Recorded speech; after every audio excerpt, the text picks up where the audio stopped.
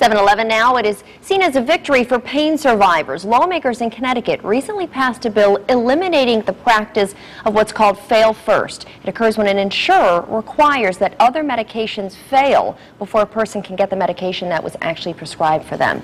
Joining us now to talk about the bill is the founder of the U.S. Pain Foundation, Paul Gileno. Welcome. Thank you. How are you? I'm very good. How are you? Good, thank you. I understand this affects you very personally. You are a pain survivor yourself. Yes, I am. Can you tell us a little bit about that? Sure. I broke my back in 2003. Jeez. And I severed my sciatic nerve. So you were at work? I was at work in my I had a catering business in Connecticut, and I was lifting a box twisting, and it broke my back. Oof.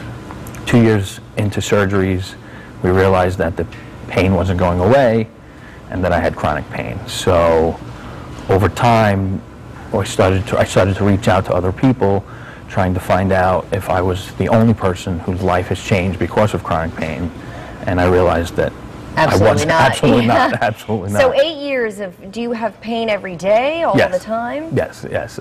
It depends. Some days are severe, some days are moderate. You know, we never know how we're going to feel on a particular day, depending on the weather, depending on just, that's the problem. It's a disease that it's hard to control or understand. And some medications obviously work better than others. Absolutely, absolutely. And so before this bill passed, insurers could say, no, you have to try a cheaper medication before the one that you think works for you? Is that what the problem was? Well, what used to happen was you'd see your doctor, and the doctor would say, I think this is the best choice for you, the best medication to try. And the insurers would say, we don't think so. We think you should try something less. So if the doctor's trying to give you a strong medication, the insurance companies would come back and say, well, you should try an over-the-counter baby aspirin first. And now, does this include generics, basically? This includes generics. So if there's a generic form of a medication, that's fine. It's the insurance wanting you to take something very less expensive in a different formula. Okay. So it was more of a baby aspirin to a narcotic kind of thing. It was, we want you to try something very simple and work your way up. And doctors were saying, well, we're the doctor. Right. We know what's best for the patient.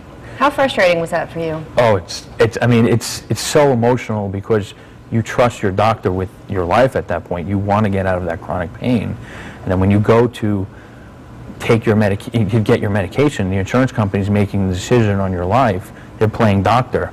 Yeah. So we wanted to make that not possible. And now Connecticut is the first state in the Northeast to do this, but Correct. You guys are hoping this will become a national policy. Absolutely. We're working on Massachusetts, Rhode Island, New Jersey, Pennsylvania. I mean, we're working in every state that's possible to get laws similar to this passed.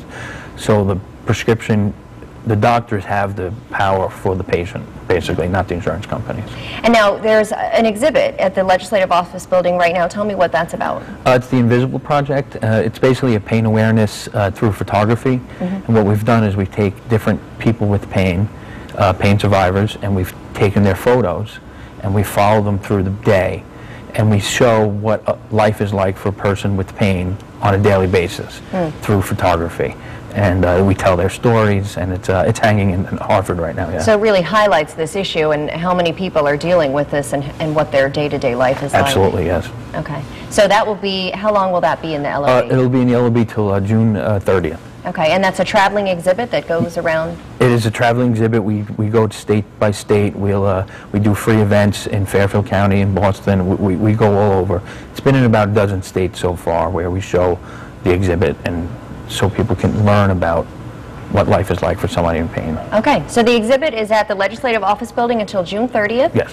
And obviously anybody who this affects, they should now know that they can say to their insurance company, the law in Connecticut, well... We're waiting for the governor to sign it. I was just going to say, the bill hasn't been signed by the governor. Do you expect that he will sign it? I do. Okay. I'm very hopeful that he will. It had a lot of momentum, so yeah. We're hoping it just signs it so it can be obsolete. Well, congratulations on getting your bill passed. Thank you very much. And thanks for joining us, No Paul. problem. Thank you. And of course, for all of that information, you can go to our website, WTNH.com, click on the Good Morning Connecticut Weekend section, and we will have all that there for you.